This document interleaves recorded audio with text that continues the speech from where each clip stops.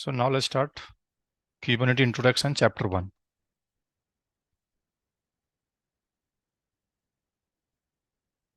Okay,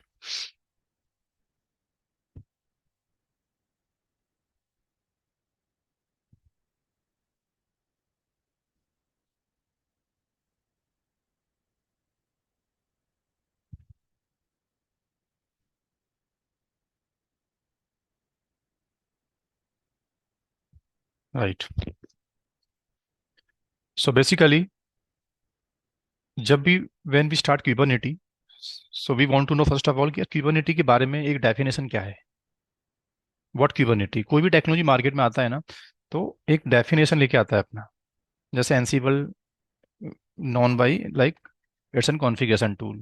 cloud computing terms आया. Terraform tool market में available है. मॉनिटरिंग टूल्स आते रहते हैं.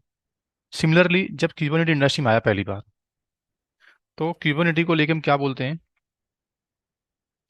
It is an open source container orchestration tool. It is an open source container orchestration orchestration management tool. Right. So definitely questions mind में आता है कि ये टर्म्स, ऑर्केस्ट्रेशन जो टर्म्स है ना, ये आईटी में सेवरल टाइम हमने सुना होता है पहले भी, बिफोर क्यूबरनिटी भी. ऐसा नहीं कि क्यूबरनिटी जब आया तो ये टर्म्स अनाउंस हुआ इंडस्ट्री के अंदर. ऑलरेडी पहले भी हम ऑर्केस्ट्रेशन से अवेयर हैं. सो नाउ लेट्स टॉक अबाउट, थोड़ा सा मैं आपको पहले हिंट देता हूँ कि एक्चुअल ऑर्केस्ट्रेशन का मीनिंग क्या रहता है. राइट. जैसे आप लोगों ने एक जनरल लाइफ में ऑर्केस्ट्रेटा, म्यूजिक का वर्ड है बेसिकली, सुना होगा आप लोगों ने. ऑर्केस्ट्रेटा, ये भी कहीं ना कहीं ये डायग्राम, ये पिक्चर भी ऑर्केस्ट्रेशंस को एक्सप्लेन करती है. कौन सी picture? Suppose let's talk about this picture.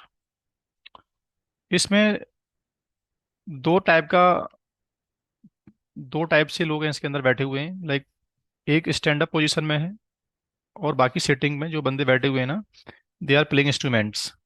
उनके पास अपना इंस्ट्रूमेंट्स है. और जो बंदा खड़ा हुआ है ना, इसको you can call as a orchestrator. He is orchestrator. That means sir, as per this diagram, तो मुझे इतना समझ में आ रहा है कि ये वाला जो बंदा है ना, ये सभी नीचे वाले इंस्ट्रूमेंट्स को जो प्ले करना चाहते हैं, उनको he is giving instructions, he is controlling. Right. Up downs, किसको इंस्ट्रूमेंट्स कितना प्ले करना है, वॉल्यूम्स को मैनेज करना. ओके. ओके, तो दैट भी समझ में आ रहा है एट द एंड कि he is giving instructions. Kind of manager है, जो अंडरलाइन जो भी इंस्ट्रूमेंट्स प्ले हो रहे हैं उनको मैनेज कर रहा है. और ये इस बंदे की इंस्ट्रक्शंस को फॉलो करते हैं, देन अपना काम, अपना अपना इंस्ट्रूमेंट प्ले कर रहे हैं. काइंड ऑफ बोल सकते हो मैनेजर. राइट. अब क्यूबरनिटी भी एक क्या है अपने आप में, this is called orchestration tool for container technology. Right. कोई भी ऑर्केस्ट्रेटर मार्केट में आया आज तक, सबका एक ही काम है, टेक्नोलॉजी को मैनेज करना, डिलीट करना, क्रिएट करना, कौन डाउन कब चला गया, उसकी स्टेट को मेंटेन करना, उसके रिप्लेस में नया नया ऑब्जेक्ट प्लेस करना.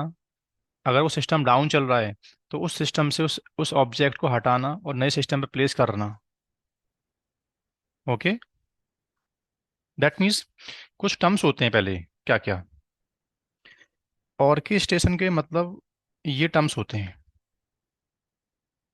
Role of orchestration.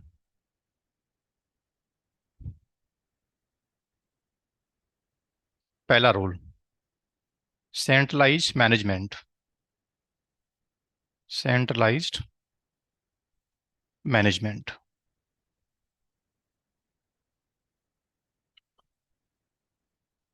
What what the meaning of centralize management?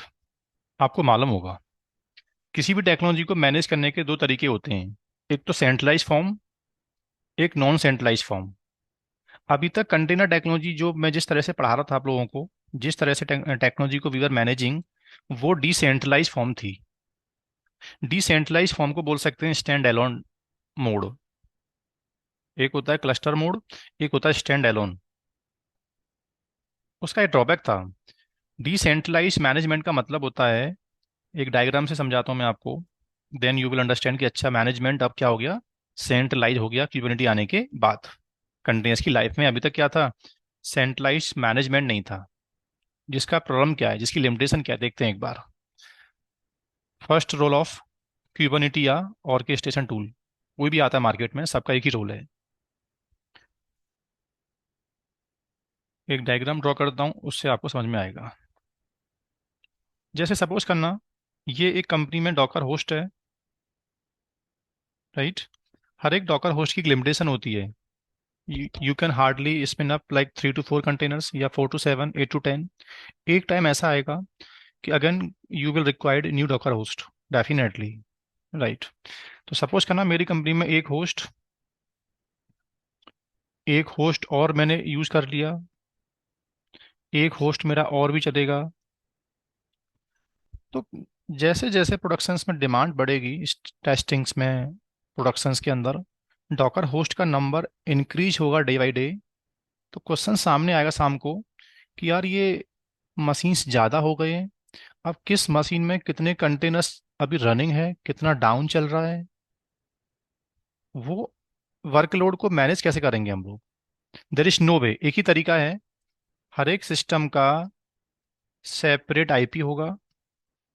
Docker administrator को इंडिविजुअल सिस्टम में लॉगिन करना पड़ेगा, और डॉकर कमांड के through Docker PS, Docker stop, Docker replace करना है, रीस्टार्ट करना है, यानी any operation you want to perform. So there is no centralize machine में कि उस मशीन से बैठ के मैं सभी कंपनीज के कंटेनर्स को देख पाऊँ, मैनेज कर पाऊँ, डिलीट कर पाऊँ, नहीं। इंडिविजुअल है ऑपरेशन।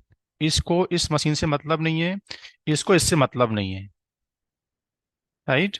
यानी सभी मशीन का मैनेजमेंट है डिसेंट्रलाइज। इंडिविजुअल सिस्टम में लॉग इन करना पड़ता है बार बार, और एक्टिविटी परफॉर्म करनी पड़ती है। ये चीज़ वहां तक ठीक है जहां machines we have like like few machines. But infrastructure में डॉकर होस्ट का नंबर बढ़ेगा, तो मैनेज करने में बहुत प्रॉब्लम हमको आएगी। लेकिन नाउ डेज क्या हो गया, अब क्यूबरनेटी कहता है, इसको बोलते थे हम लोग स्टैंड एलोन डिप्लॉयमेंट। अभी लेकिन क्या हो गया, नाउ क्यूबरनेटी प्रोवाइड सेंट्रलाइज मैनेजमेंट। पहला बेनिफिट, इमेजेस आज भी चाहिए, कंटेनर आज भी बनेगा, कंटेनर्स को आईपी अभी भी चाहिए, कंटेनर्स को स्टोरेज चाहिए, ईच एंड एवरीथिंग। जैसे एक कंटेनर की लाइफ पहले काम कर रही थी, वैसी काम करेगी। लेकिन चेंज क्या हुआ, चेंज ये होगा कि जितने कंपनी में होस्ट हैं, Docker host,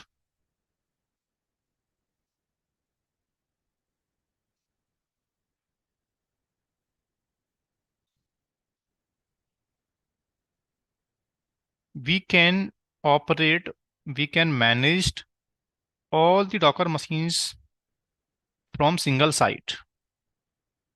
This is management server, या this is called Kubernetes server, या this is called orchestrator server. क्या बोल देंगे इसको, you can call it management server, you can call it Kubernetes server, या you can call it manager या orchestrator server. ये क्या करेगा, एक बार वन शॉट, मुझे बस इस मशीन्स का एक्सेस इस मशीन को देना है बस। सभी मशीन्स के एक्सेस मुझे एक बार क्यूबरनेटी के कंट्रोल में देना पड़ेगा। अब क्यूबरनेटी हैविंग लाइक स्किल्स कि I can launch the container, I can terminate the containers, I can scale the containers. यानी जो भी कंटेनर की लाइफ में Uber managing by Docker command. अब इंडिविजुअल नोड पे आपको लॉग इन करने की नीड आज के बाद नहीं है। यू डोंट रिक्वायर्ड, कंपनी आपको यहाँ लॉग इन करा के आज के बाद नहीं देगी। Here you will not get the access. Company क्या करेगी बस आपको, you are administrator, so you will logged in inside the Kubernetes server. यहाँ आपका यूजर नेम होगा, यहाँ आपके पास रोल एक्सेस होंगे काम करने के, यानी जो भी इंस्ट्रक्शंस आपको परफॉर्म करना है वो instructions basically you will provide to Kubernetes. और क्यूबरनेटी क्या करेगा, उस इंस्ट्रक्शंस को उठाएगा और जिस सिस्टम में परफॉर्म करना है वो सर कौन बताएगा। Each and everything we will define in Kubernetes कि मुझे ये वाला कंटेनर यहाँ चलाना है, इसको डाउन करना है, इसको रैम बढ़ाना है, इसकी रैम कम करना है, इसको वॉल्यूम देना है, इसका वॉल्यूम एक्सपेंड करना है। यानी कंटेनर्स की होने वाली कोई भी activity, creation, deletions, upgradations, modifications, scale out, scale up, like ये सब टर्म्स होते हैं, आगे देखेंगे हम लोग। Each and everything basically you will initiate from the centralize server. So now this is called centralize management. ये हमारा एक कंपनी में क्या बन गया, मैनेजमेंट हो गया सेंट्रलाइज्ड। पहला बेनिफिट, सेंट्रलाइज मैनेजमेंट आने के बाद फायदा क्या हो गया। पहला benefit, Docker host container nodes can managed from single server, या from single server, that is called Kubernetes, जिसको बोलते हैं क्यूबरनेटी मास्टर नोड। क्या बोलते हैं इसको, Kubernetes K8s master node, right.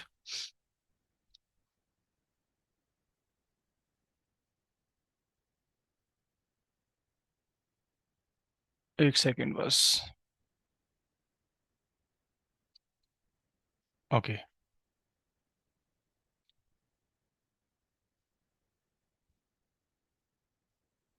No need to logged in on each Docker machine या container host, okay. We can manage container life cycle now from Kubernetes server. कौन सी life cycle, creation, start, stop, delete, volume, networking, all this kind of activity जो एक administrator को करके करना पड़ता है। You are container administrator, so this is your responsibility. आज वो सब responsibility you can manage from the single Kubernetes server, that is called centralize management, right. Second advantage क्या लेके आया, it create fail over domain. Fail over का मतलब क्या होता है, फेल ओवर का मतलब होता है कि सर कुछ भी फॉल्ट आया इस नोड के अंदर, ये नोड फॉल्ट हो गया, तो इस नोड पे चलने वाले जो मेरा वर्कलोड है, इस नोड पे चलने वाले जो मेरे कंटेनर्स हैं, उन कंटेनर्स का क्या होगा। अभी तक क्या था बेसिकली, स्टैंड एलोन आर्किटेक्चर में आपने काम किया था। स्टैंड एलोन में ये रहता है कि मैं डाउन चला गया तो मेरा जो वर्कलोड है ना, वो मेरे साथ में डाउन हो जाएगा। देर इज नो वे कि मेरे एब्सेंस में मेरा वर्कलोड नए सिस्टम में अवेलेबल हो जाए और एप्लीकेशन सेम स्टेट में चलना स्टार्ट हो जाए, क्योंकि मैनेजमेंट नहीं था, कोई ऐसा मेंटर नहीं था जो करंट स्टेट को मेंटेन करे, वॉच करे, समथिंग गोस डाउन इमीडिएटली उसको रिकवर करे, नहीं। स्टैंड अलोन में क्या रहता है, वो सिस्टम डाउन चला गया तो उसका जो वर्कलोड है, उस कॉन्फ़िगरेशन का नया machine you will configure manually, नई इमेजेस को दोबारा से पुल करोगे नए सिस्टम के अंदर, फिर नए कंटेनर्स को बनाओगे। फेलोवर था बट मैनुअल था, एडमिनिस्ट्रेटर को आके सिस्टम में इंटरेक्ट करना पड़ेगा, okay. But now in Kubernetes we can we can migrate the container one node to another nodes, right. जिसके आने से बेनिफिट क्या हुआ सर? डेफिनेटली एप्लीकेशंस का डाउन टाइम ऑप्टिमाइज हो गया। एप्लीकेशन का डाउन टाइम ऑप्टिमाइज हो गया। Node node replace, upgrade, maintenance बहुत इजी हो गया हमारे लिए। आज की ह्यूमैनिटी में जब भी प्रोडक्शन में एक कोई ऑपरेटिंग सिस्टम करप्ट हो रहा है या वो पैनिक हो गया, तो उस नोड को वी कैन डिलीट और उसके रिप्लेस में नया नोड बड़े आराम से ऐड कर सकते हैं, और उस टाइम तक का वर्कलोड हम किसी नए नोड पे प्लेस करके चला सकते हैं। इजीली मेंटेनेंस आज अवेलेबल है without down time, right. Okay. एक टर्म्स होता है रिलायबिलिटी। रिलायबिलिटी का मतलब होता है कि मैं सिस्टम में अवेलेबल नहीं था, कंटेनर में कुछ भी आया failure, applications port number response नहीं कर रहा है, या तो या कंटेनर का नेटवर्क काम नहीं कर रहा है। ओके, समथिंग लाइक हैपन, कुछ भी ऐसा रॉन्ग हैपन हुआ उसके अंदर कि मेरी एप्लीकेशंस, मेरा जो कंटेनर है अनहेल्दी हो गया। अब मुझे तो पता भी नहीं चला, मैं सिस्टम पे अवेलेबल नहीं था, लेकिन नहीं, orchestration tool basically it provide reliability feature, that means in your absence it continuously monitoring your container state। Container की स्टेट होती है, उसको कंटिन्यूअसली क्यूबरनेटी के जो एजेंट्स होते हैं, जो इसकी सर्विस होती है ना, they are continuously monitor. Okay. If if container get crashed, okay, even node, not only container, जिस जो आपका डॉकर होस्ट है सर, ऑपरेटिंग सिस्टम फेल हो गया, उस ऑपरेटिंग सिस्टम में चलने वाला मेरा जो कंटेनर है वो फेल हो गया, दोनों में से कोई एक फेल हो गया। ओके,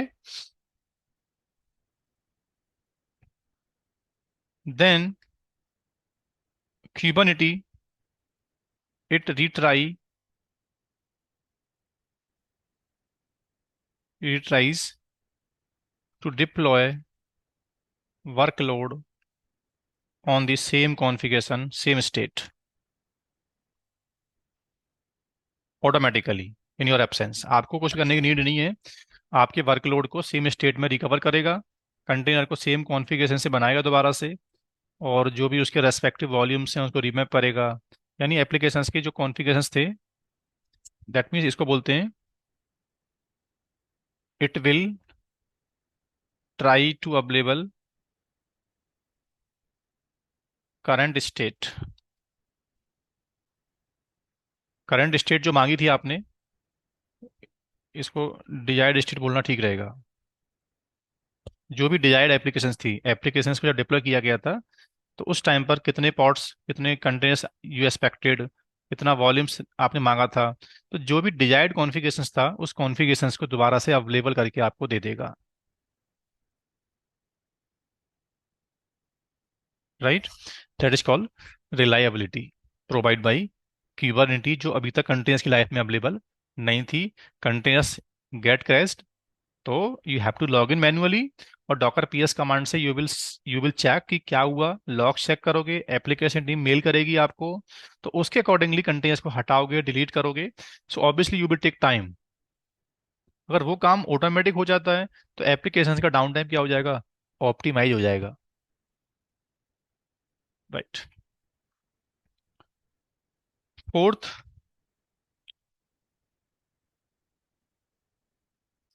फोर्थ पॉइंट होता है जिसको बोलते हैं, एक टर्म्स होता है scale availability. Scale ability, scale ability का मतलब क्या होता है? होपफुली आपने पहले भी सुना होगा ये वर्ड, स्केल एबिलिटी। सर आज के टाइम पे बिजनेस कंपनीज के पता नहीं कब ग्रो करेगा, कब बिजनेस आवर, क्लाइंट का जो आवर्स है वो बढ़ेगा, मेरा ट्रैफिक आवर्स बढ़ेंगे, तो एक्सपेक्टेड हम आजकल ये प्लानिंग नहीं कर सकते कंपनी के अंदर कि इतना हार्डवेयर इनफ है। कोई भी लाइक आर्किटेक्ट बंदा ये नहीं बता सकता कि इतना रिसोर्स इनफ है, अब ये इससे काम हो जाएगा। क्योंकि आपका सेल्स आवर का बढ़ेगा, ट्रैफिक बढ़ेगा, तो यूटिलाइजेशन बढ़ेगा डेफिनेटली।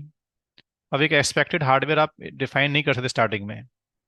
तो हर एक कंपनी को लगता है कि एप्लीकेशंस की जो कंटेनर्स हैं, initially we are only running 2 containers, वो ट्रैफिक को टॉलरेट कर पा रहा था, इनफ था उस टाइम पर।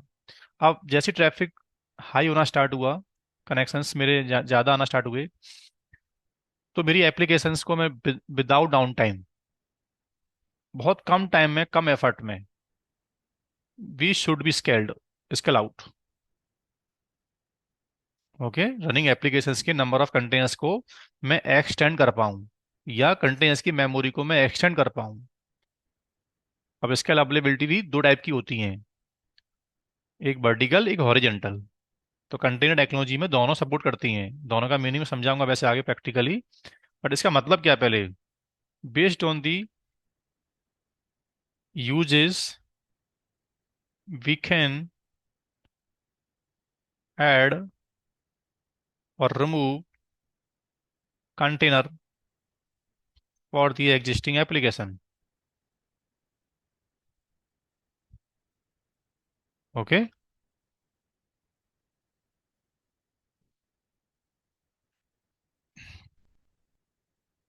अब स्केल अवेलेबिलिटी दो टाइप से होती है, एक होती है वर्टिकल फॉर्म में, और एक होती है हॉरिजेंटल फॉर्म में।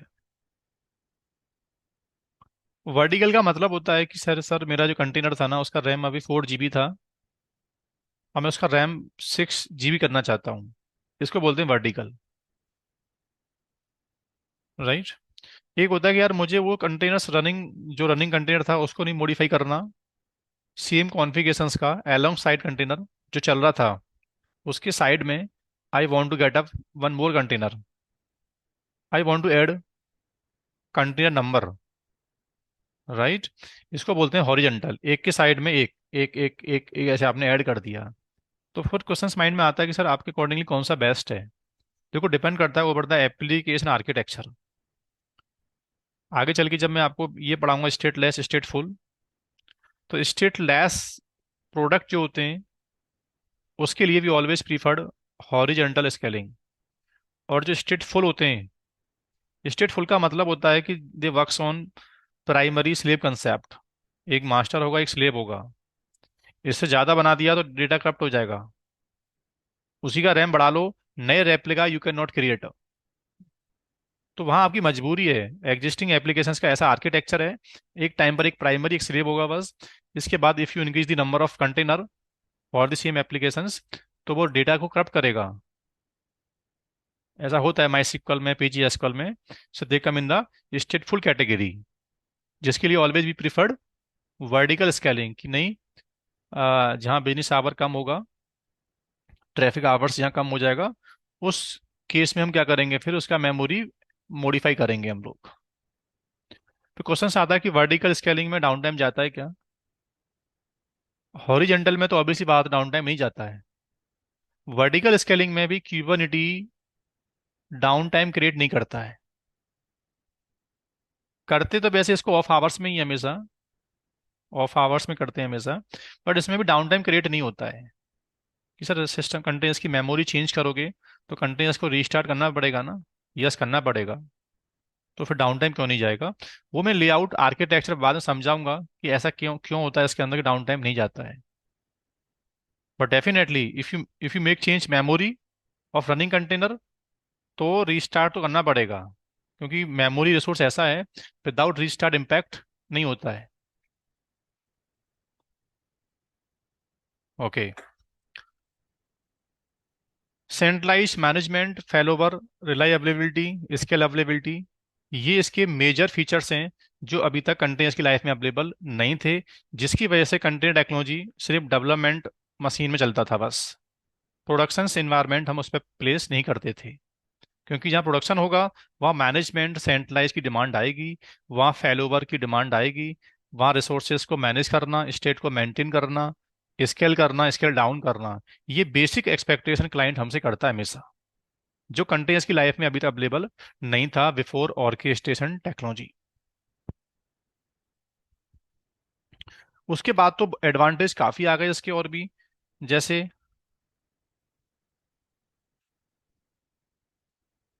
Role access management.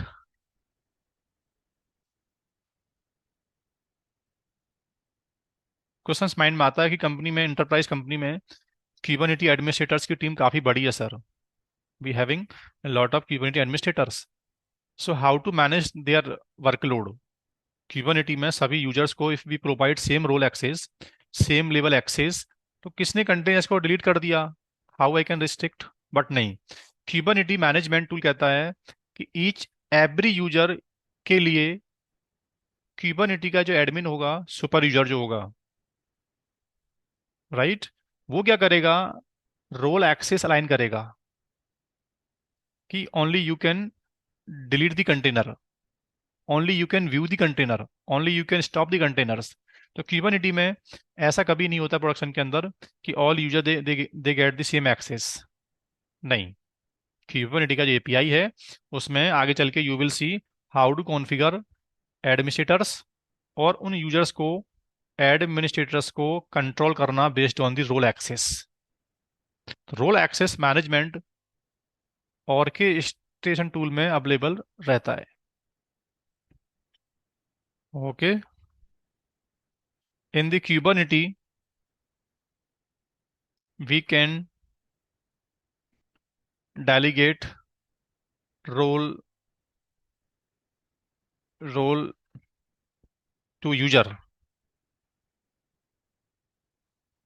We can control action, या we can limit user access through the role.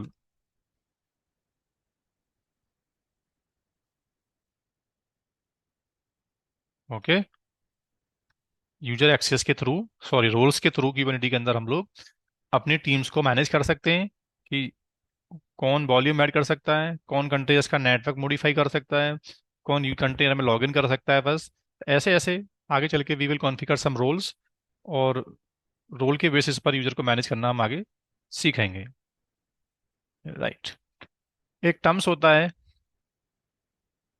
Role out and roll back. आज ऐसा बोलते हैं हम लोग कि एप्लीकेशंस को एक वर्जन से दूसरे वर्जन पे ले जाना है, तो we having lot of strategy, right. उन स्ट्रेटेजी में कुछ ऐसी स्ट्रेटेजी हैं जिनमें डाउन टाइम जाता है, कुछ में डाउन टाइम नहीं जाता है, कुछ कॉस्ट इफेक्टिव है। ओके, तो डिपेंड करता है। क्यूबरनेटी में बेसिकली क्या रहता है, एप्लीकेशंस को एक वर्जन से हम लोग न्यू वर्जन पर we can roll out easily with the help of lot of strategy. जैसे आगे चल के you will cover canary deployments, you will cover blue green, you will cover recreate,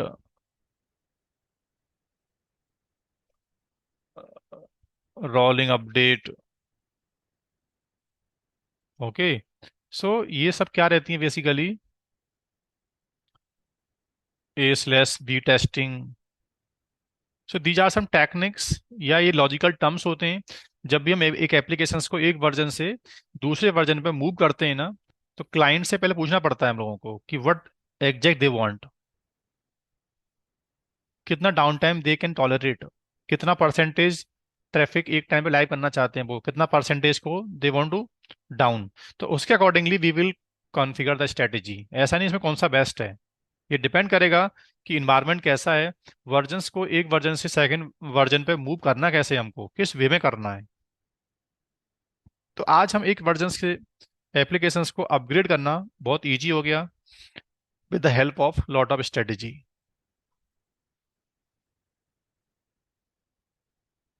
okay, so these are the role of Kubernetes बोल दो या any orchestration tool, both are same thing. So now let's start. Kubernetes architecture. Kubernetes के architecture में या terminology में दो terms होते हैं बस। एक टर्म्स होता है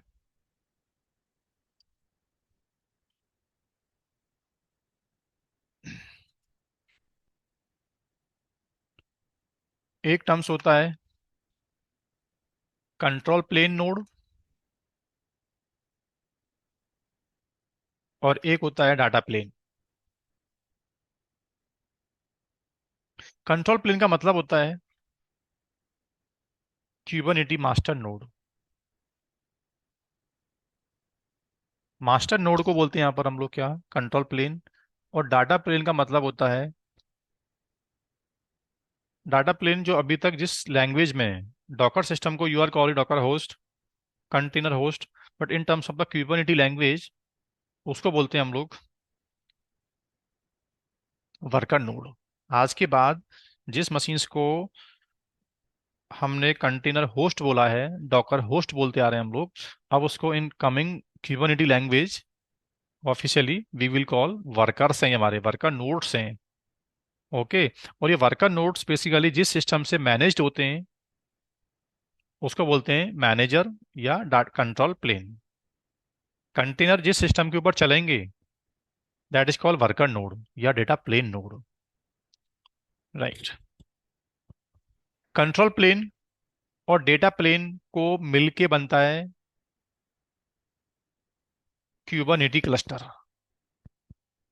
सर कभी मेरे से ये पूछा जाता है कि क्या आपने कभी क्यूबरनेटी क्लस्टर देखा है, इस बात का मतलब क्या है।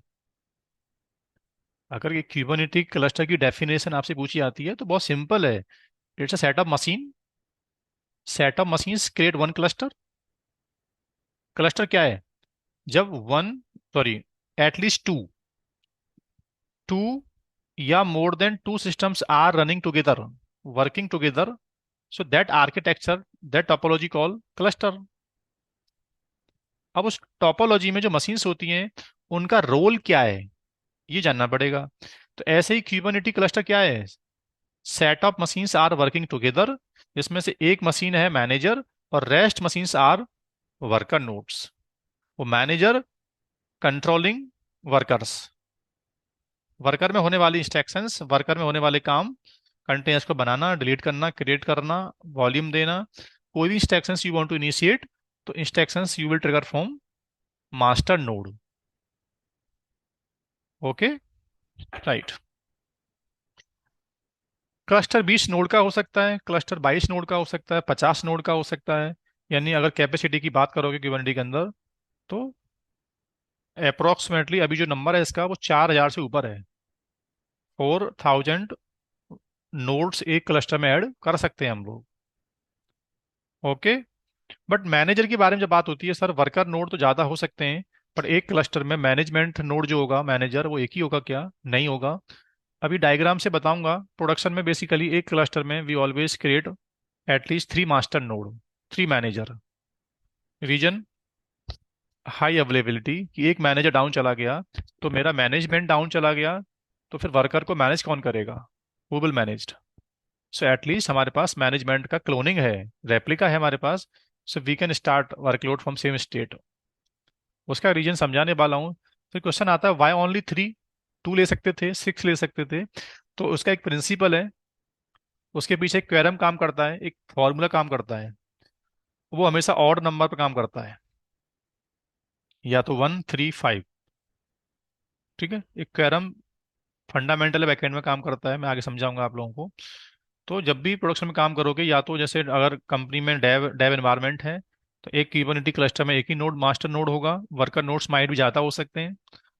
बट प्रोडक्शन जहाँ भी होगा, प्रोडक्शन में ऑलवेज 3 मास्टर नोड ही मिलेंगे आपको। अंडरस्टूड। राइट। हम लोग भी दो सेटअप बनाएंगे इसके अंदर।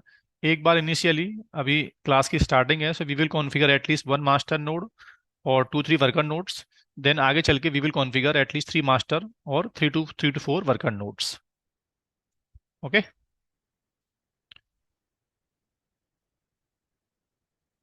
मेरी वॉइस मंजू आपको नहीं आ रही है, तो is it only for you और एवरीवन? आ रही है सर वॉइस। ठीक है। सो कंट्रोल प्लेन का रोल क्या है? Control plane basically it manage all the worker nodes operation,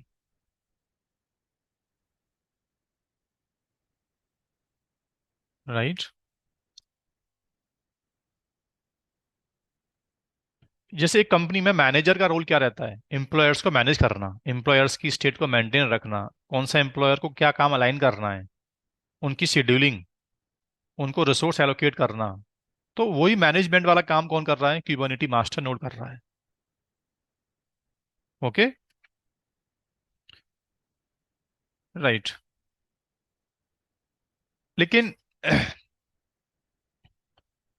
क्यूबरनेटी जो मास्टर नोड है वो एक ऑपरेटिंग सिस्टम तो है, बस एक सिंपल लिनक्स है वो।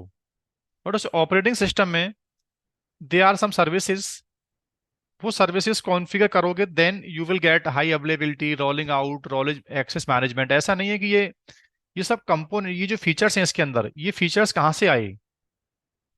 सॉफ्टवेयर से आए होंगे बेसिकली।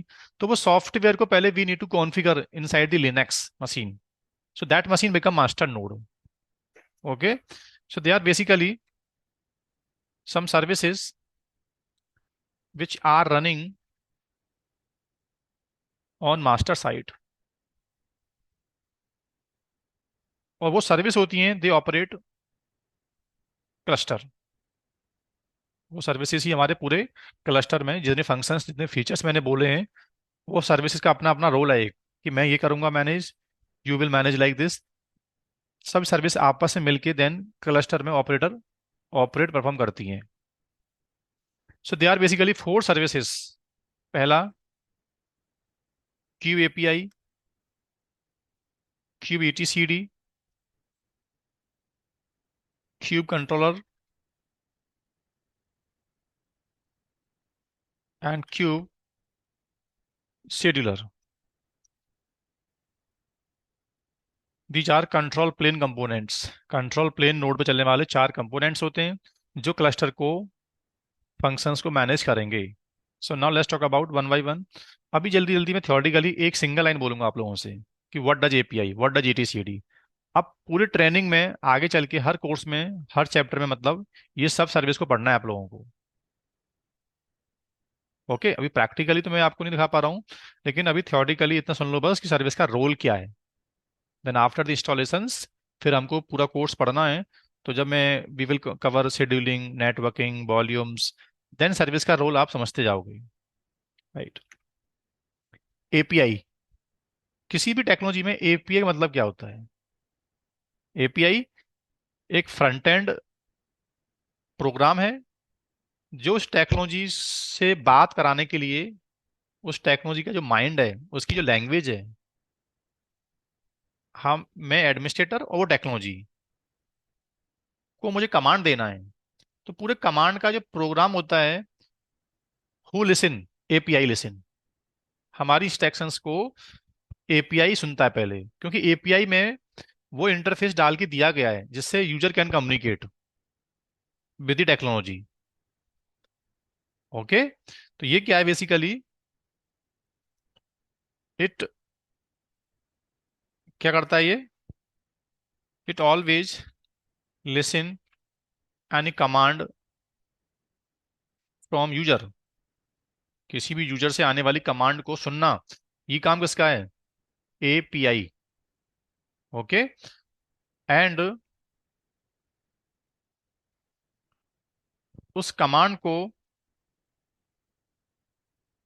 वैलिडेट करना, इज दिस करेक्ट कमांड, इस कमांड को चलाने के आपके पास राइट्स हैं कि नहीं। यानी वैलिडेशन में क्या होता है? Authentication plus authorization, right? Authentication और ऑथराइजेशंस, एंड बाद में कंपेटेबिलिटी, कि ये चीज़ जो आप इनिशिएट करना चाहते हो क्लस्टर में अवेलेबल है कि नहीं, ये फीचर्स मेरे पास अवेलेबल है कि नहीं। तो बाकी का जो फीचर्स वेरीफाई करना वगैरह वो भी काम करता है एपीआई। बट इनिशियली ऐसा बोलते हैं कि इट ऑलवेज परफॉर्म ऑथेंटिकेशन और ऑथराइजेशन। ऑथेंटिकेशन का मतलब होता है कि मैं लॉग्ड इन हूँ एपीआई के अंदर, मैं एपीआई के पासवर्ड से लॉगिन कर पा रहा हूँ, this is called authentication. But API में ऑथेंटिकेशन होना इनफ नहीं है, यू रिक्वायर्ड एटलीस्ट ऑथराइजेशन। क्या वो जो काम आप करना चाहते हो उस काम को परफॉर्म करने वाले आपके पास परमिशन है? तो permission management, role access management, it come in the authorization part. जैसे Ram able to logged in with the correct username password, but Ram he is going to create container, but only he has view permission. तो that means authorization में आपके पास view है but you are running command create, तो API will deny कि यार you are not authorized, ये operation आप परफॉर्म नहीं कर सकते आप लोग। तो इंस्ट्रक्शंस को लिसन करना, आगे उसको वैलिडेट करना, ये काम किसका होता है? एपीआई। बट एपीआई ये वैलिडेशन करता कहाँ से है सर? कोई कॉन्फ़िग फाइल होती है इसकी?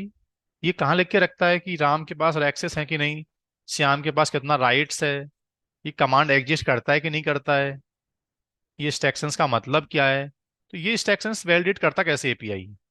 तो एपीआई कहता है कि I am front end listener, मेरा एक डेटाबेस है बैकएंड में, there I basically always write any query और I acknowledge any query answer. जो भी आपने पूछा उस क्वेरी का जो आंसर है ना, वो भी मैं एक डेटाबेस से परफॉर्म करके आपको दूंगा। तो एपीआई का बेसिकली जो माइंड है, परसिस्टेंट जो इसकी इंफॉर्मेशन होती है, वो प्लेस कहाँ होती है? ईटीसीडी के अंदर। एपीआई का कोई कॉन्फ़िग फाइल नहीं होता है कि उस फाइल में जो भी आप बोल रहे हो, क्लस्टर की इंफॉर्मेशन, कितना कंटेनर चल रहा है, कौन कहाँ चल रहा है, कितना रिसोर्स एलोकेट किया था, किसने उसको बनाया था, तो ये सब पूरा मैनेजमेंट वाला जो काम है, all this kind of information API ये किसी फाइल में राइट नहीं करता है, it always place inside the ETCD. तो ईटीसीडी क्या है? It is the backend database of API server. Okay, it store it store all the information related to API. It store all the information related to API in key value form, मतलब YAML form में। किसमें? YAML form में instructions को initiate करता है। जैसे आपने compose पढ़ा था, कंपोज में क्या था? इंस्ट्रक्शंस आप दे रहे थे YAML फॉर्मेट में, इमेज का नाम, पोर्ट नंबर। सेम कहता है एपीआई कि जो भी इंफॉर्मेशन आप मुझे देते हो उस इंफॉर्मेशंस को मैं रिटेन करता हूँ ईटीसीडी के अंदर इन की वैल्यू फॉर्मेट। YAML फॉर्मेट में डेटाबेस बनता है इसका। ETCD, this is not type of like SQL, my PG SQL database. Okay, this is the YAML based database जो किसी भी इंफॉर्मेशन को की वैल्यू के फॉर्म में स्टोर कर लेता है अपने अंदर। तो क्वेश्चंस माइंड में आता है कि that means API always depend on ETCD। Yes, if ETCD is not working so API can not acknowledge any answer. Yes definitely. क्यों? क्योंकि एपीआई कहता है कि I am front end, I am listener, but initiate करना, जब भी मेरे पास कोई क्वेरी आती है, so I always logged in ETCD, then वहां से मैं इंफॉर्मेशन को वेरीफाई करके आगे प्रोसीड करता हूँ। So without ETCD API can not listen and can not answer anything. Sir API server का बैकअप कंपनी में कभी लेना पड़ता है क्या? नो, बैकअप ओनली आता है ईटीसीडी का। ईटीसीडी का बैकअप आ गया, so this is similar to API backup. Cluster में जब भी कुछ लाइक करप्शन आता है तो प्रोडक्शन में ईटीसीडी का बैकअप होना जरूरी है हमारे पास। दिस इज डेली रूटीन, ईटीसीडी का बैकअप लेना, ये एडमिनिस्ट्रेटर का काम है डेली का। आजकल तो क्रॉनिंग सिस्टम आ चुका है, यानी कंपनी करती क्या है एंड ऑफ द डे, एक तो डिप्लॉयमेंट डेली होते भी नहीं है, ऐसा भी नहीं है डिप्लॉयमेंट हर घंटे बाद हो रहा है। जब भी डिप्लॉयमेंट्स होता है कंपनी के अंदर तो उसके तुरंत बाद हम बैकअप लेके रख लेते हैं ईटीसीडी का। राइट।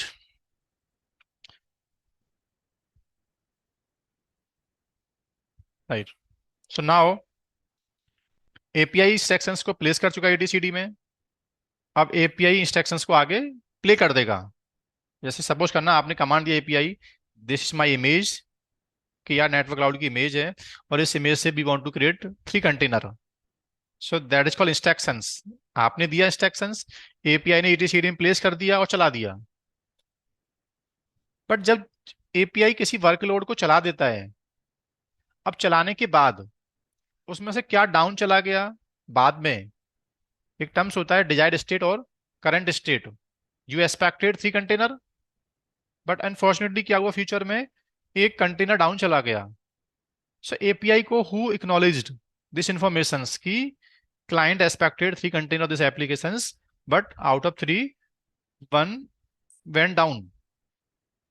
तो कंट्रोलर का काम क्या है? एक हमारे रूम में एक डिवाइस होता है ना, थर्मोस्टेट, जो टेम्परेचर करता है मेंटेन। सुना होगा आप लोगों ने, राइट ना? तो सेम कहता है कंट्रोलर्स कि मेरा मेरा काम क्या है, कंटेनर की स्टेट को मेंटेन रखना, लूप में कंटिन्यूअस उसको मॉनिटर करना, और कुछ भी फ्रैक्चुएट हुआ, एक्सपेक्टेड से कुछ भी अप डाउन गया, तो उसकी इंफॉर्मेशंस एपीआई को देना कि दिस इज द कंटेनर, ये डाउन चला गया। अब उसको दोबारा से एपीआई इमेज ढूंढेगा, ईटीसीडी से बात करेगा कि ये किस कंटेनर किस डिप्लॉयमेंट से बिलोंग करता था, किसने बनाया था इसको, इमेज का नाम क्या था, पोर्ट नंबर क्या था, इसका कॉन्फ़िगरेशन क्या था। अगेन एपीआई उस कंटेनर को हटाएगा, पुराने वाले को, वो डाउन चला गया, और उसके रिप्लेस में नया कंटेनर डिप्लॉय करेगा। तो ये क्या करता है, it match in the loop current and desired state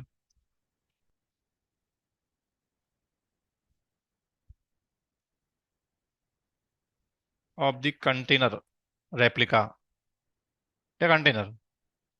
अभी एक सेकंड के लिए ना, बार बार मैं अभी क्लास में आवाज के बाद ना, we are going to announce new terms, that is called pod. तो some of you are like confused कि यार पॉड कहाँ से आ गया, और मैं तो वर्किंग हूँ, मुझे तो इससे मालूम है कि पॉड का मतलब कुछ और ही होता है कंपनी के अंदर। आई नो कि पॉड का मतलब क्या है, बट फ्रॉम दी स्टार्टिंग अभी इन कमिंग चैप्टर्स, मैं पॉड जब जब बोलूंगा, सो यू विल कंसीडर कि this is equivalent container. Container technology, जो कंटेनर नाम का वर्ड था, उसको in terms of Kubernetes language I am calling pod. But I will differentiate later कि एग्जैक्ट पॉड टर्म्स क्यों आया। ओके। बट अभी स्टार्टिंग में ऐसा मत बोलना कि पॉड क्या होता है, कंटेनर क्या होता है, क्योंकि उसके लिए मुझे कुछ चैप्टर आगे पढ़ाने पड़ेंगे पहले आप लोगों को। I need to cover at least deployments, volumes, networking, then we will get the clarity कि एग्जैक्ट पॉड्स का मतलब ये होता है, कंटेनर्स का मतलब ये होता है। बट बिगिनिंग में both are same thing, pod means container, right. So running containers की स्टेट को ऑब्जर्व करना, ऑब्जर्वेबिलिटी कौन करता है, कंट्रोलर। उसमें कुछ भी अप डाउन मिला तो उसकी इक्नॉलेज करना एपीआई को, API take the action again.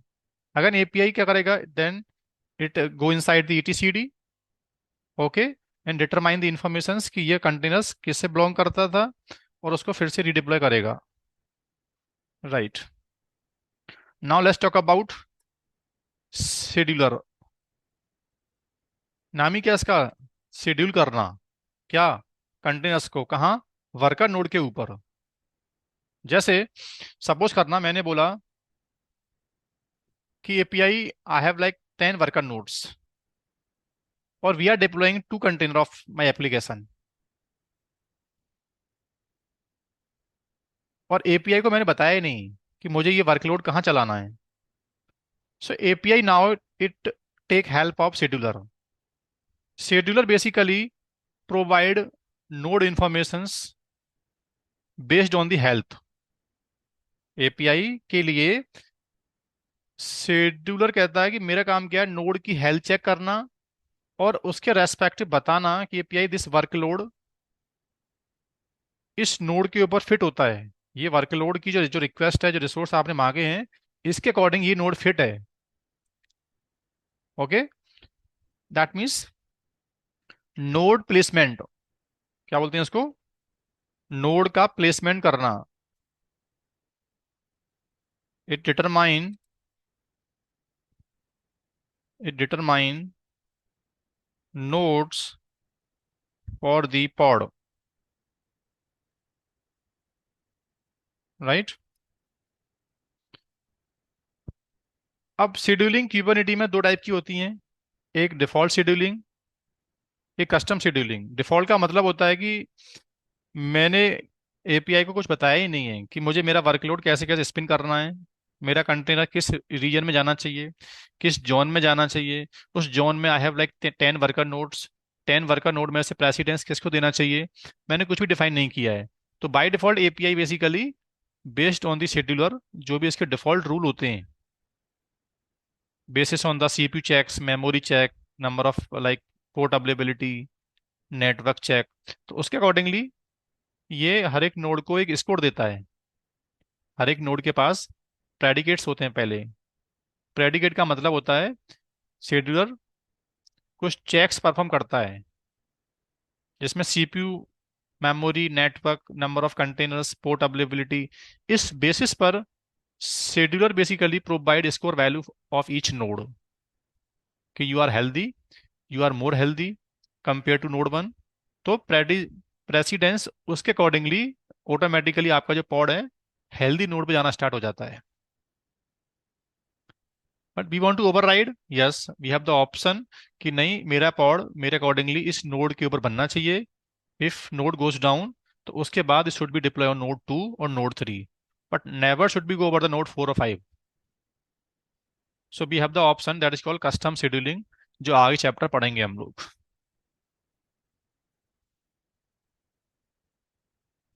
Right. But question आता है माइंड में कि एपीआई जब इंस्ट्रक्शन देता है वर्कर नोड के ऊपर, तो इसकी इंस्ट्रक्शंस को रिसीव कौन करता है? तो हर एक वर्कर नोड के ऊपर एक एजेंट होगा, जिसको बोलते हैं क्यूबलेट। अभी तक कंटेनर्स का जो आर्किटेक्चर था, उसमें only there was one service, containerd.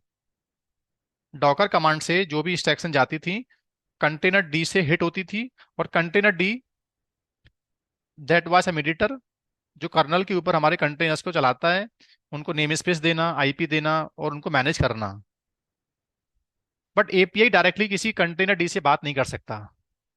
Docker, जो हमारे कंटेनर रन टाइम्स होते हैं, क्रायो, सीआरआई, कंटेनर डी, जो कंटेनर को बनाते हैं एक्चुअल में, API directly can not talk any container run times, क्योंकि उसकी प्रोग्रामिंग अलग हुई है, इसकी प्रोग्रामिंग अलग हुई है।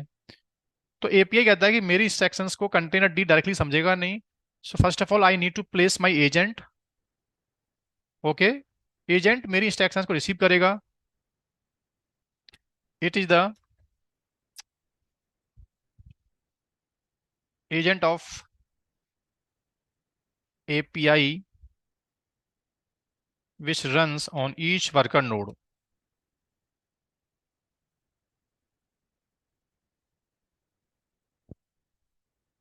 हर एक वर्कर नोड पर एजेंट चल रहा है हमारा क्यूबलेट, जो इंस्ट्रक्शंस को रिसीव करेगा। Okay, kubelet it take instructions from API and further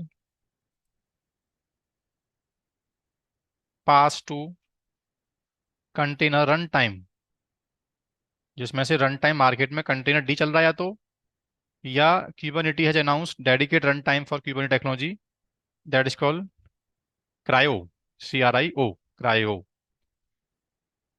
okay, containerd. एक डायग्राम से अगर बात करता हूं मैं आप लोगों से अभी, हाँ, ऐसा नहीं कि वर्कर नोड पर एक ही सर्विस रिक्वायर्ड है, बस नहीं, वर्कर नोड पर हमको क्यूबलेट सर्विस तो रखना पड़ेगा। क्यूबलेट के साथ में हमको हर एक वर्कर नोड के ऊपर मैंडेटरी सर्विस तो होनी चाहिए, जिसको रन टाइम बोलते हैं हम लोग, कंटेनर डी और किरायो। मैनेजमेंट टूल आने से ऐसा नहीं बोल सकते हम लोग कि कंटेनर डी हम खत्म कर देंगे। कंटेनर कैसे बनता है, कंटेनर्स के नेम स्पेस क्या होते हैं, वो नॉलेज तो कंटेनर डी के पास ही है, वो नॉलेज तो क्रायो के पास ही है। Kubernetes basically it's a upper layer, एक मैनेजमेंट लेयर है जो अपनी इंस्ट्रक्शन उसको दे रहा है, वो इसकी इंस्ट्रक्शंस के रेस्पेक्टिव काम कर रहा है। ओके। सो नाउ कहानी क्या होगी बेसिकली, ये जितने नोट्स हैं हमारे पास, these are worker nodes, these are master node. Master node के अंदर एपीआई सर्विस चलेगा। एपीआई के अंडर में तीन सर्विस और कॉन्फ़िगर्ड हैं, ईटीसीडी, शेड्यूलर और कंट्रोलर। और जो मेरे वर्कर नोड्स होते हैं, इस वर्कर नोड के अंदर, हर एक वर्कर नोड के अंदर दो कंपोनेंट चलेंगे। एक रन टाइम, ठीक है, और एक, ये रन टाइम में या तो क्रायो मिलता है कंपनीज के अंदर आपको, या you will get there containerd. और there is an another extra service जो अभी तक पिक्चर में नहीं आई थी आज तक, क्योंकि मैनेजमेंट डिसेंट्रलाइज था। आज इसका जो मैनेजमेंट है वो मास्टर नोड के पास आ जाएगा।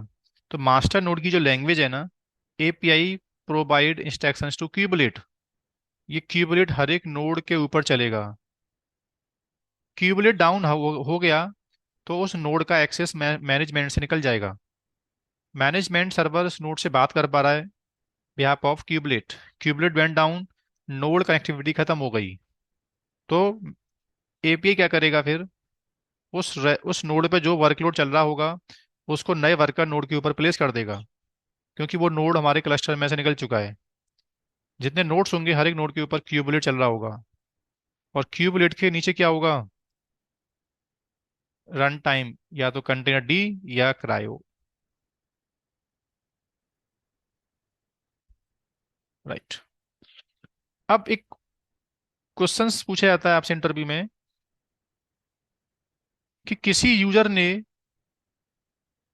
एक कमांड चलाया कि एपीआई के अंदर, एपीआई एनजीनक्स, एनजीनक्स इमेज के थ्रू 3 कंटेनर लॉन्च करके दे दो। इसका सर कमांड फ्लो क्या होगा? यूजर एपीआई में लॉगिन करेगा डेफिनेटली, कमांड चलाएगा। कमांड क्या है सर, अब आगे बात करूंगा। कमांड एपीआई सर्वर पहले इस कमांड को लिसन करेगा। कमांड ईटीसीडी में जाके क्या होगी, पहले परसिस्टेंट रिटर्न होगी। देन एपीआई अब क्या करेगा,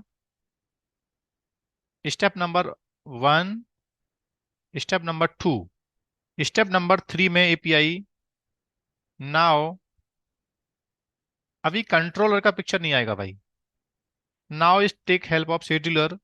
scheduler basically it provide node information की एपीआई क्लस्टर में आई हैव लाइक 100 नोड्स। ये वर्कलोड फिट होता है वर्कर नोड 1 के लिए, वर्कर नोड 2 के लिए। Then command goes to kubelet. अभी भी कंट्रोलर काम नहीं आया है।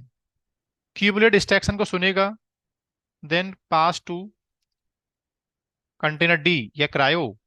देन क्या हो जाएगा, एक कंटेनर उस नोड पे चलना स्टार्ट हो जाएगा। थोड़ा सा इसमें कुछ चीजें और पिक्चर में आती हैं जो आज नहीं बता पाऊंगा मैं आपको, वो दो चीजें होल्ड रहेंगी। बैकएंड में एक प्रॉक्सी सर्वर पिक्चर में आता है, और बैकएंड में एक सीएनआई, आईपी एड्रेस देने के लिए। ये दो कंपोनेंट्स पिक्चर में और भी आते हैं वैसे इसके अंदर, ये बात करेंगे हम लोग नेटवर्क चैप्टर के अंदर। अभी एक बेसिक फ्लो समझा दिया मैंने आप लोगों को, इंटरव्यू में पूछे आपसे कि कोई कंटेंट आपने बनाया तो उसका कमांड फ्लो क्या होगा।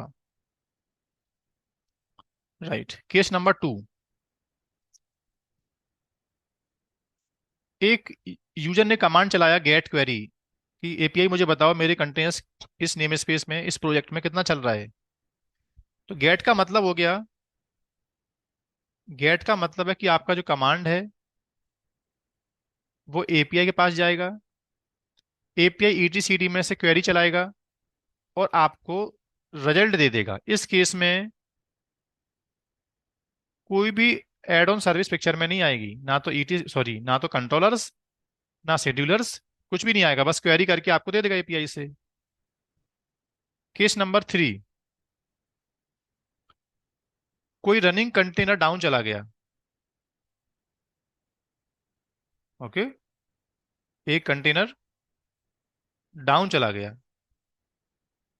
तो ये बेसिकली अब जो रोल आता है पिक्चर में, वो रोल आता है पिक्चर में कंट्रोलर्स का।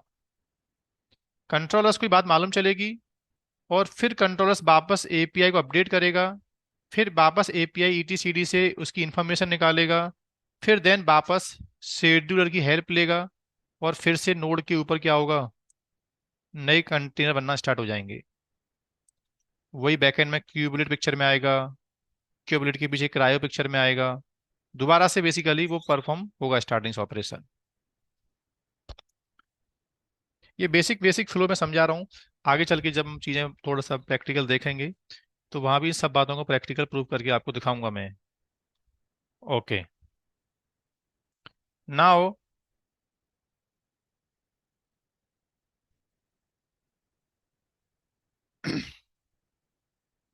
एक डायग्राम मैं बना रहा हूँ लास्ट अभी। जिस कंपनी में एक मास्टर होगा और N number of worker nodes होते हैं, बहुत इजी, वो तो सिंपल बात हो गई। पर जिस कंपनी में तीन मास्टर होते हैं, तो क्वेश्चन आता है कि मास्टर तीन है, अब इसमें से वर्कर नोड को लीडरशिप कौन देगा।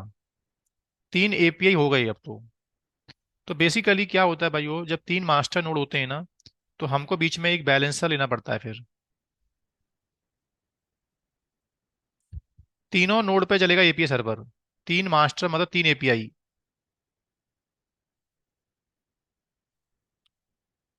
ये डायग्राम मैं आगे चल के और भी समझाने वाला हूँ, जब मैं तीन मास्टर नोड बना के दिखाऊंगा। आज आपको इतना समझना है कि तीन मास्टर नोड मतलब तीन एपीआई, लेकिन वर्कर नोड को एक ही एपीआई का आईपी दिखेगा, वो है आपके बैलेंसर का आईपी। बैलेंसर का जो आईपी होगा वो हमारे क्लाइंट साइड जाएगा, वर्कर नोड साइड जाएगा। ठीक है, यानी बैलेंसर का जो आईपी होगा वो इन सबके लिए एपीआई का आईपी है, और इस आईपी के पीछे तीन है एपीआई सर्वर। इसमें आगे चल के लीडर, एक लीडर होगा, बाकी होंगे मेंबर। ठीक है, आगे समझाने वाला हूँ कि लीडर का काम क्या है, मेंबर का काम क्या होता है। ये सब समझाऊंगा बाद में, लेकिन इतना सा ध्यान रखना, तीन मास्टर नोड बनाओगे तो बीच में एक बैलेंसर लेके आना पड़ेगा, जिसकी बात आगे मैं करूंगा। राइट। अब एक कंफ्यूजन रहता है हमको कंपनी में जब भी हम काम करते हैं। सर आपने बताया कि क्यूबरनेटी क्लस्टर में एक कंट्रोल प्लेन नोड होता है, एक डेटा प्लेन होता है, बट मैंने तो कुछ और भी नोड सुने हुए हैं। मेरी कंपनी में एक नोड चलता है अलग से, जिसको बोलते हैं मॉनिटरिंग नोड।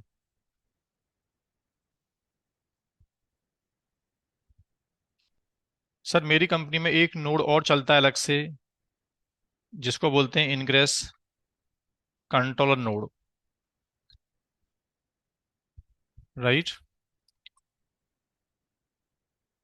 मेरी कंपनी में एक सर्विस और चलती है मेंटल एलवी।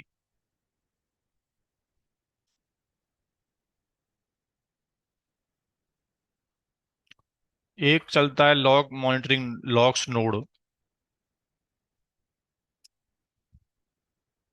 एक चलता है डीएनएस नोड।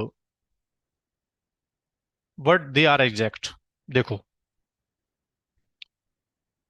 होता क्या है,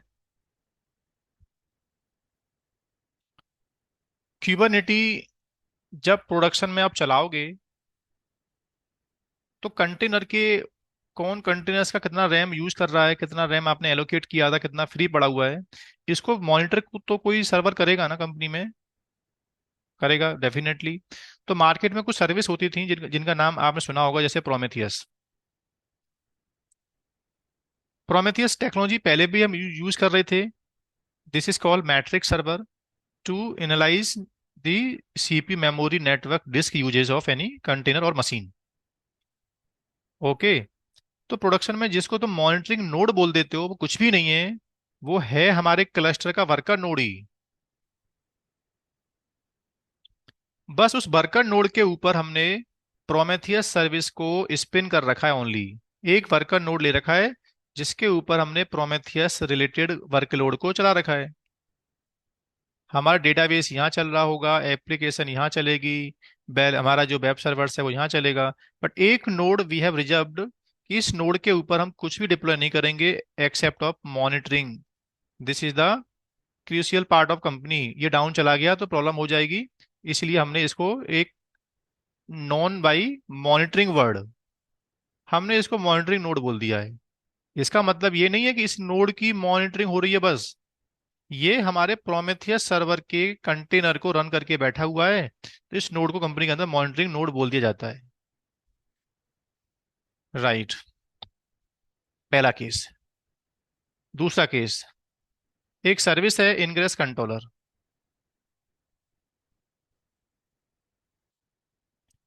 क्यूबरनेटी में आगे चल के जब we will configure load balancer, तो इनग्रेस कंट्रोलर कुछ भी नहीं है भाइयों, ये एप्लीकेशन लोड बैलेंसर एक सॉफ्टवेयर है। एप्लीकेशन लोड बैलेंसर एक सॉफ्टवेयर है। सर मेरी कंपनी इंफ्रास्ट्रक्चर में बैलेंसर परचेज नहीं कर सकती, lack of like due to costing. मेरी कंपनी सर क्लाउड बेस्ड है, मैं अमेजन क्लाउड का बैलेंसर बार बार परचेज नहीं कर सकता कॉस्टिंग की वजह से। तो क्यूबरनेटी में we having private concept software load balancer चलाने का। तो जिस मशीन में मैं क्यूबरनेटी के प्राइवेट बैलेंसर को चलाऊंगा, उस नोड को प्रोडक्शन की भाषा में बोल देते हैं इनग्रेस कंट्रोलर नोड। वो कुछ भी नहीं है, वो हमारे क्लस्टर में एक वर्कर नोड है।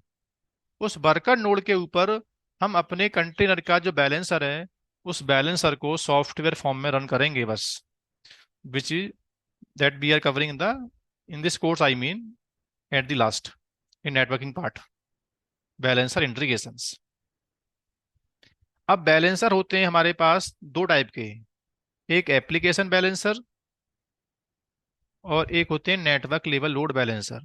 क्लास वन में मैंने आपसे बोला था कि पढ़ के आना कभी आपको टाइम मिले तो जो इनग्रेस सॉफ्टवेयर है वो क्यूबरनेटी में एप्लीकेशन लोड बैलेंसर के लिए जाना जाता है। और जो मेटल एलवी है, ये क्यूबरनेटी में नेटवर्क लोड बैलेंसर के नाम से जाना जाता है। क्यूबरनेटी में दो टाइप के होते हैं बैलेंसर, एक एप्लीकेशन बैलेंसर और एक नेटवर्क लोड बैलेंसर। तो आगे चल के नेटवर्क लोड बैलेंसर के लिए I will configure MetalLB. तो मेटल एलवी जिस नोड पर डालूंगा वो अलग से नोड नहीं होगा, एक वर्कर नोड होगा। There we are installing MetalLB service network load balance करने के लिए। राइट।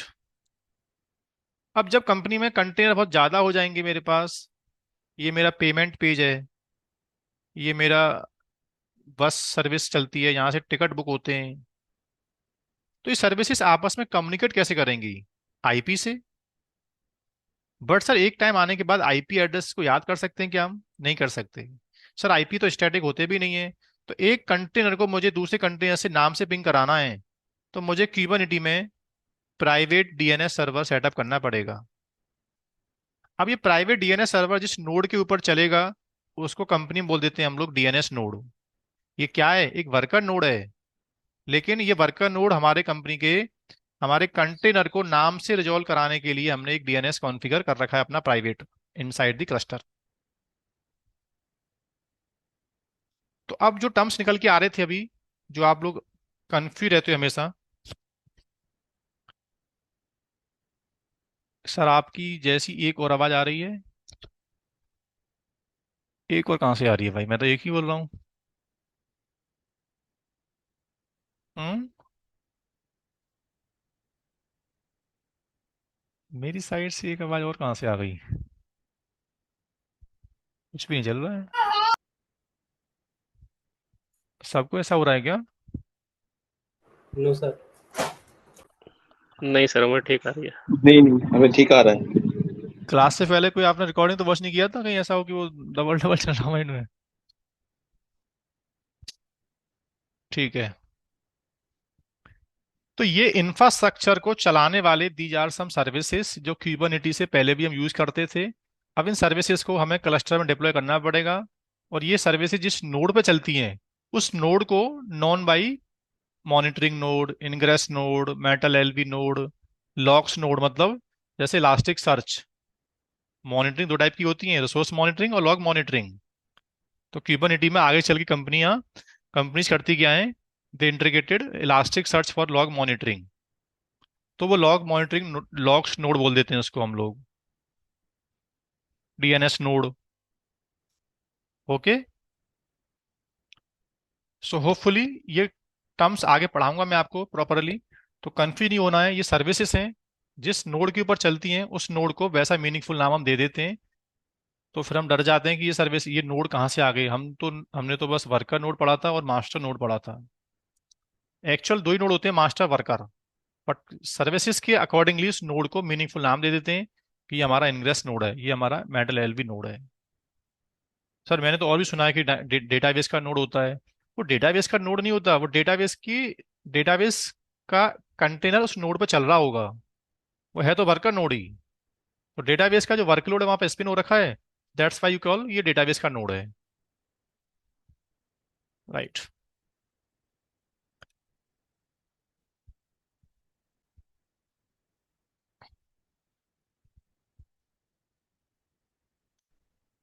नाउ ये था आपका सेशन 1। अब इसके बाद एक ब्रेक करेंगे, then will start lab setup and cluster installations. आज we will configure 3 node cluster, एक मास्टर, 2 वर्कर नोड। ओके। तो सेटअप कॉन्फ़िगर कैसे होगा ब्रेक के बाद हम बात करेंगे। अभी आप वहां से हैंड रेज कर सकते हो, 10 से 20 मिनट में मैं आपको दे रहा हूँ बोलने के लिए। If you have any questions about the theoretical part only.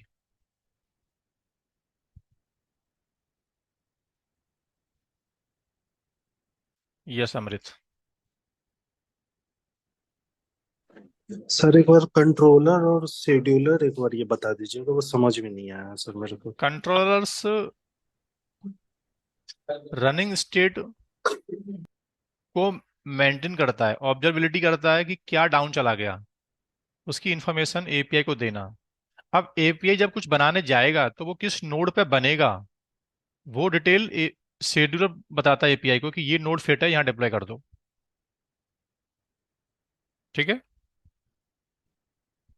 Okay sir. Coverage एक बार आप रिज्वाइन करो। आपकी साइड से ऐसा हो रहा है, पता नहीं माइक डिस्टरबेंस क्यों हो रहा है, क्योंकि किसी और को भी नहीं हो रहा है ये। डिफरेंस बिटवीन नोड्स, नोड्स का मतलब brother docker host, there you are spinning container. और पॉड्स का मतलब कंटेनर। पॉड एक नया टर्म्स है in terms of Kubernetes, equivalent container. और कंटेनर जिस नोड पे चलेंगे डॉकर होस्ट के ऊपर, उसको नोड्स बोल देते हैं हम लोग।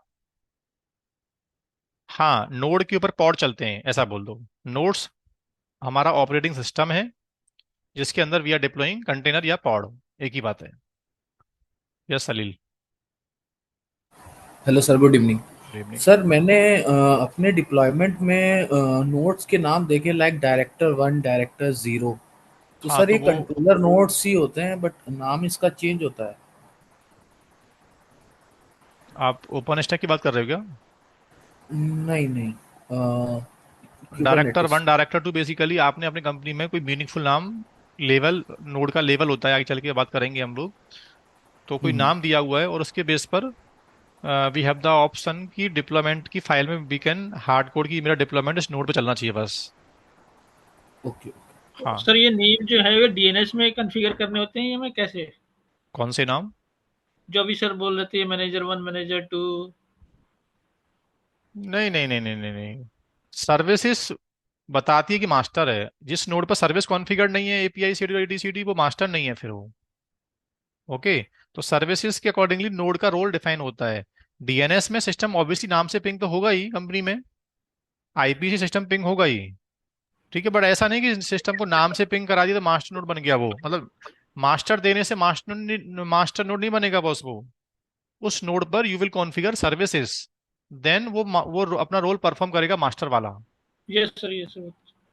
ये सर्विस सेटअप नहीं करोगे, सिर्फ आप सिस्टम को नाम दे रहे हो master.example.com, तो उससे काम नहीं होगा। ओके। और सर डीएनएस यहाँ पे ट्रबल उसके लिए मॉनिटरिंग के लिए भी यूज होगा या सिर्फ नेम रिजोल्यूशन के लिए? डीएनएस मॉनिटरिंग कभी करता ही नहीं था पहले, आज भी डीएनएस का काम था कि एक एक मशीन या मशीन हो सकता है, ओएस हो या कंटेनर हो, दे वांट कम्युनिकेट देखो, विद द नेम। जैसे सर कि AWS में राउट 53 जो है आपका यूज होता हाँ, है। तो वो राउट 53 हमारे इंफ्रास्ट्रक्चर का है। ओके। इंफ्रास्ट्रक्चर में मशीन मशीन से बात करना चाहती है तो, बट वो राउट 53 हमारे कंटेनर्स को नाम से कम्युनिकेट नहीं करा सकता। ओके। तो ओके। क्यूबरनेटी में हमारा इंटरनल डीएनएस है, only for container, not for infrastructure. Okay sir. Thank आपका बात पॉइंट ये है कि मेरी कंपनी में एक डीएनएस चल रहा है पहले से ऑलरेडी, सो अगेन एक डीएनएस में अलग से क्यों बनाऊंगा? तो that that is called, Ritesh आप माइक अनम्यूट मत करो, वो है इन्फा का डीएनएस ब्रदर। ठीक है, this is private DNS for only container inside the cluster. You. Okay sir. Okay. Okay, so now let's a break for 5 minute, then करते continue. Sir मेरा हेलो ओके